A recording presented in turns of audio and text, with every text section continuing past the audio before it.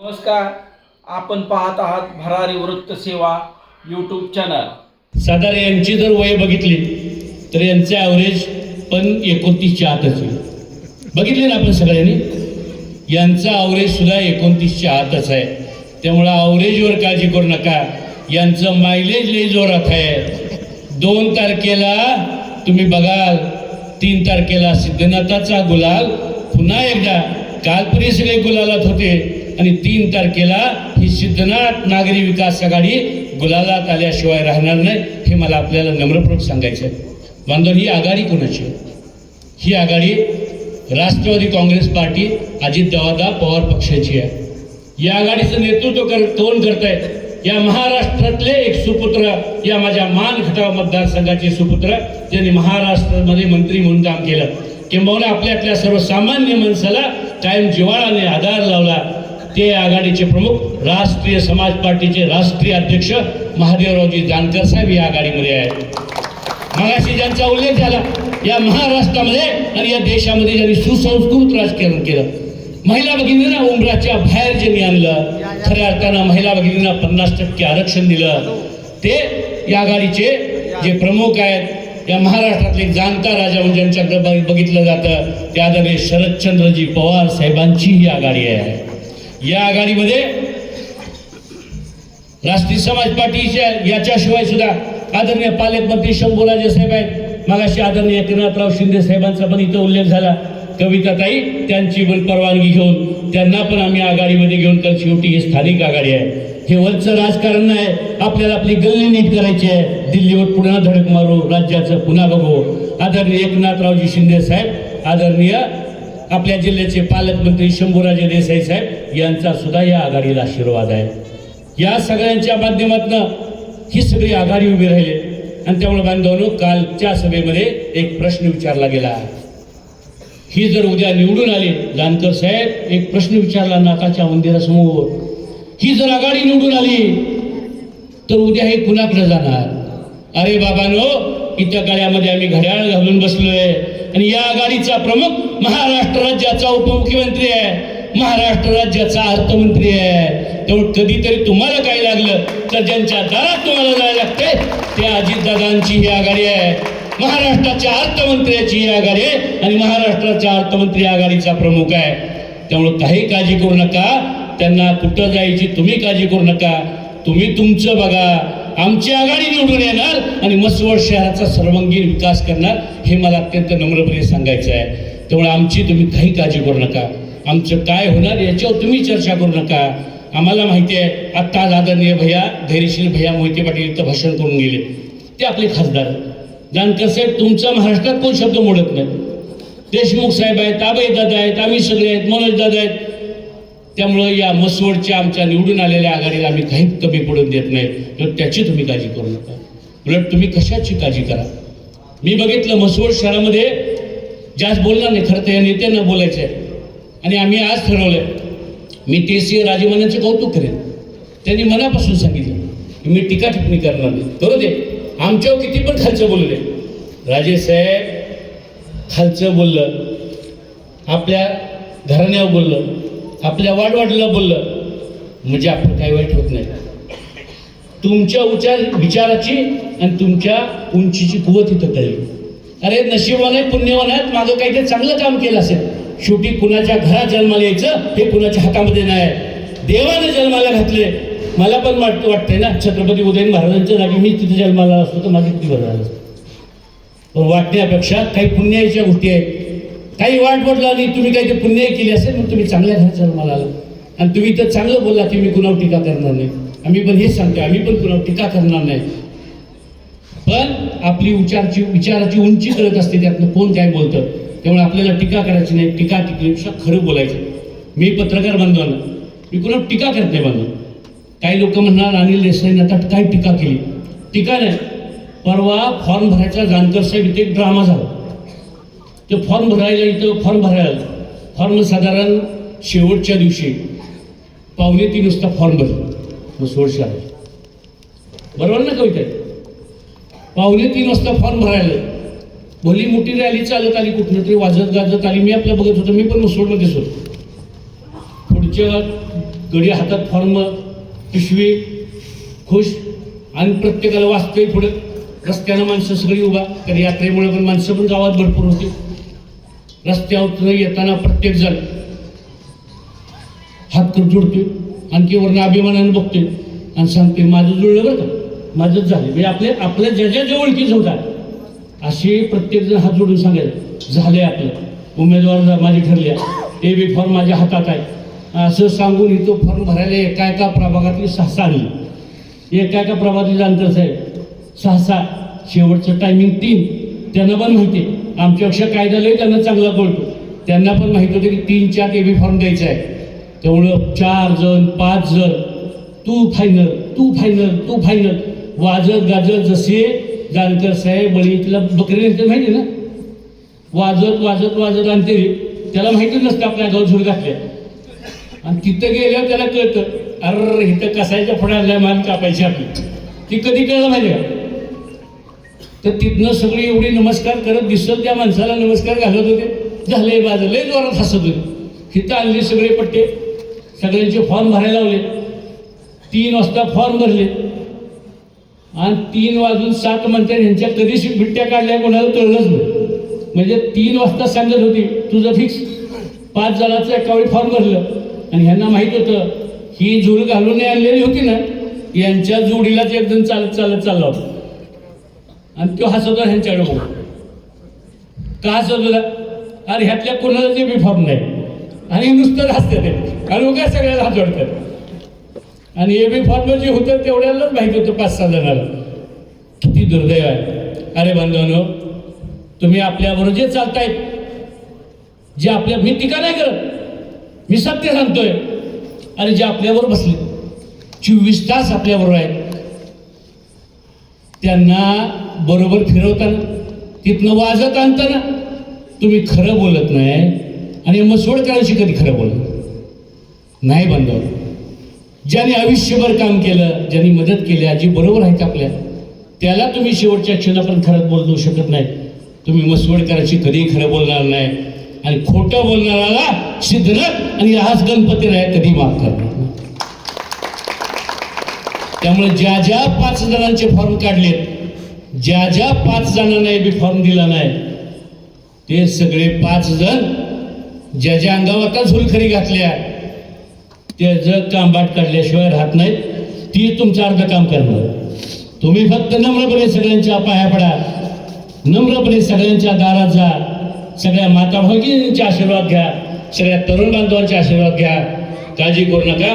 2 तारखेला तुम्हाला चमत्कार झालेला दिसेल. 3 तारखेला सिद्धनाथाचा गुलाल पुन्हा एकदा या आपल्या सगळ्यांच्या अंगावर पडल्याशिवाय होणार नाही.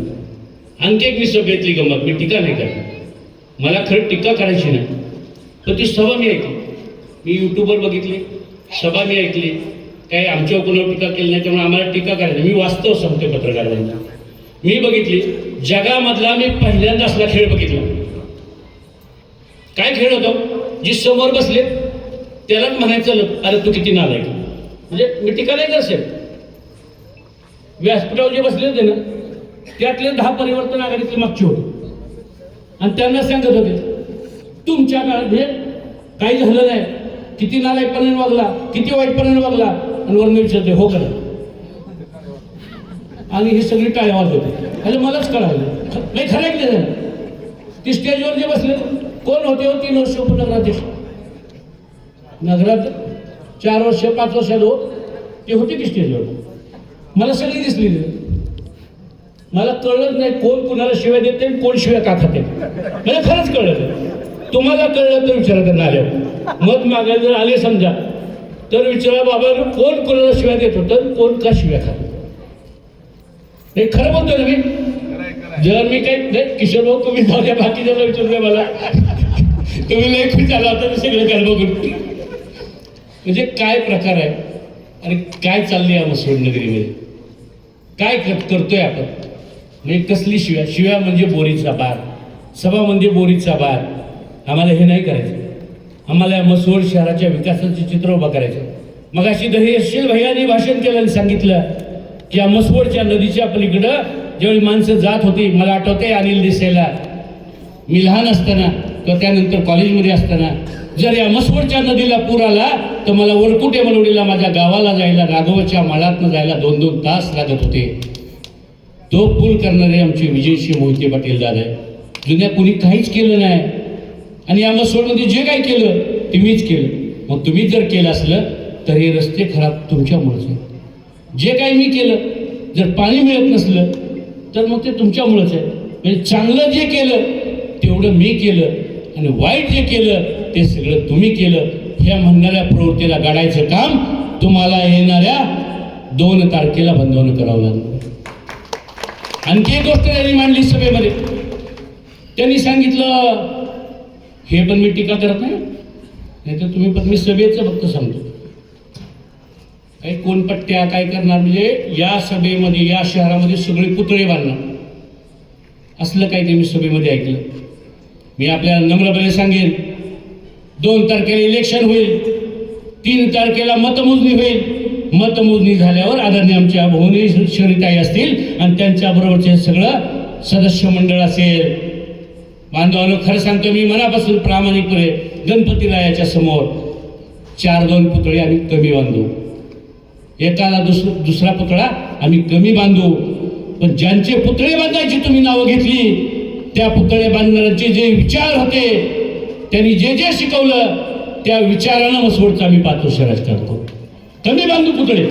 काय करायचं पुतळा बांधायचा? डॉक्टर बाबासाहेब आंबेडकरांचं नाव घ्यायचं आणि डॉक्टर बाबासाहेब आंबेडकरांनी समता, बंधुत्व, चांगलं वागा शिकवलं, गोरगरिबाला फुटाणं शिकवलं.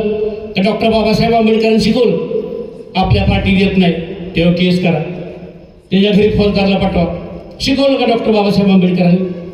अहिल्यादेवी राजा होत्या, छत्रपती शिवाजी महाराज राजे होते, अहो राजेशाही होती.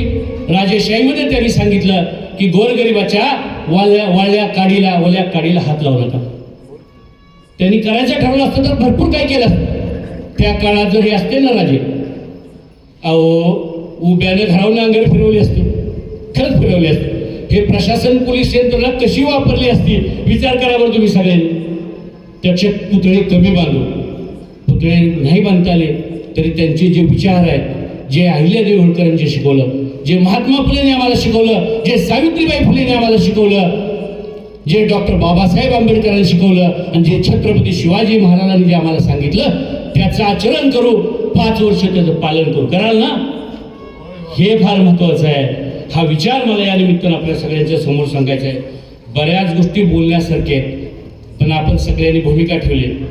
टीका टिप्पणीवर फुडणं वार येत नाही तवर जायचं नाही. जानकर साहेब, ही माझ्या प्रतीची भूमिका आहे. पुढचे जर खालच्या पातळीवर जात नाही तर आपण विकासावर बोलू, विचारावर बोलू. बांधून खऱ्या अर्थाने या मसवड शहरामध्ये पुढच्या कालखंडामध्ये आपल्याला जी पाण्याची योजना आहे ती जुन्या काळातली झालेली योजना आहे, ती अजून पूर्ण होत नाही. ती पूर्ण झाली पाहिजे. मसवड शहरातले रस्ते झाले पाहिजेत. शेवटी आरोग्य नगरपालिकेचं काम काय असतंय? आरोग्याच्या सुविधेनं, रस्त्याच्या सुविधा, दिवाबत्तीची सुविधा, लोकांच्या ज्या मूलभूत गरजा आहेत, पायाभूत सुविधा आहेत, याच्या सगळ्यांच्या बाबतीमध्ये सर्वसामान्य माणसाला कमी काही नाही पडलं पाहिजे. आणि हा गोरगरीब माणूस शहरामध्ये सुरक्षित आणि सुशिक्षित राहायला पाहिजे. या आघाडीच्या माध्यमातून मी आपल्याला सांगेन, या सगळ्या लोकांना जर आपण निवडून दिलं ते या तालुक्यातल्या या शहरातल्या माझ्या सगळ्या माता भगिनी निर्भयपणे फिरतील. माझ्या सगळ्या तरुण बांधवांच्यासाठी आपण वेगळा विचार करू. शेवटी मगाशी कविता आपण सांगितलं ते खरं आहे. मनं पेटवणं, माणसं पेटवणं हे सोपं काम आहे. अजून मी 5 मिनिटं भाषण केलं ना तर अजून लय पेटवीन माणसं, पण माणसं पेटवून सोपं काम आहे. अरे तुम्ही किती चुली पेटवल्या? जे मागं फिरताय घेऊन वाळूवाले, मटकेवाले, जुगारवाले, हे ना कुणाची घर सुधारतात काय? एक पानपट्टी काढलेली दाखवा एखाद्या कार्यकर्त्यानं, आहे का? नेत्यानं मदत केली. जसं मी सांगितलं, माझ्या अविनाश मासाने विकास सेवा सोसायटी काढली, 5वी काढली. आहे काय असं सांगण्यासारखं? सांगा ना, चांगलं सांगा आणि ते करायचा संकल्प करा. चांगलं काम 5 वर्षात पुढच्या करा. मी नम्रपणे सांगेन जानकर साहेब, आता त्यांना संधी नाही. कारण एवढ्या महिला भगिनी मलाही वाटलं नव्हतं. हे बघितल्यावर त्यांना आता झोप लागत नाही 2 तारखेपर्यंत. त्यामुळं रात्रीचं तुम्हाला पण झोपून देत नाही ते. तर जरा जागरूक राहा थोडे दिवस, काळजी करू नका. त्यांची आज झोप उडणार आहे. काय वाटत होत त्यांना? असं सांगत होते बरं का जाण कसं आहे, असं सांगत होते की मसवडचं इलेक्शन बिनविरोधच होणार. आम्ही मुंबईला कुठं आलो, कुठं बाहेर भेटलो की माणसं सांगायची तुमची लोक बाहेरचे जाऊन बिनविरोध करतात, मग मसवडमध्ये कसं होणार आता. आम्ही लय बिलो, पण एवढ्या माता भगिनी बघितल्या, एवढे सगळे तरुण बांधव बघितले, पत्रकारांनी बघितले ना, हे बाहेरचे कुठले नाहीत, ही मसवडातली माणसं आहेत सगळी, कुठल्याही बाहेरगावचं नाही. आणायची तर लय आणली असते. आम्ही आजोबा साई मारती इकडं आहे, तिकडे कुठे कुकुडवाड गट आहे, इकडं आहे, पण कोण सुद्धा बाहेरचं नाही, सगळी या गावातले आहे. आणि एका विचारानं, एका भावनेनं सगळे बाहेर पडले. मसवड माझा आहे. काय भावनेनं माणसं बाहेर पडलेत? मसवड माझा आहे आणि मसवडचा मी आहे. माझ्या मसवडचा विचार मी करेन, बाहेरच्या कुणाला मसवडमध्ये राज्य करून देणार नाही, ही भावना घेऊन तुम्ही बाहेर पडलाय. कृपा करून या भावनेला तडा जाऊन देऊ नका. कृपा करून या भावनेला तडा जाऊन देऊ नका.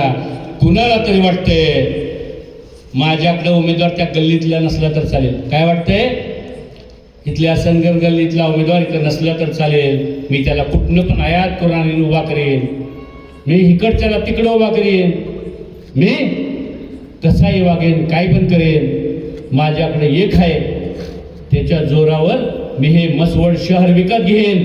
ही जी भावना निर्माण झाली, तुम्हाला दाखवावं लागेल आम्ही माणसं आहे. आम्ही जनावरांच्या बाजारामध्ये विकणारी मेंढरं नाही, आम्ही जनावरांच्या बाजारामध्ये विकणारी जनावरं नाही, आम्ही माणसं आहे. आणि आपलं माणूस पण सिद्ध करायची तुमच्या सगळ्यांची, तुमची माझी कसोटी आहे. या कसोटीला कमी पडू नका, एवढंच नम्रपणे आपल्या सगळ्यांना आव्हान करतो आणि थांबतो. जय हिंद, जय महाराष्ट्र.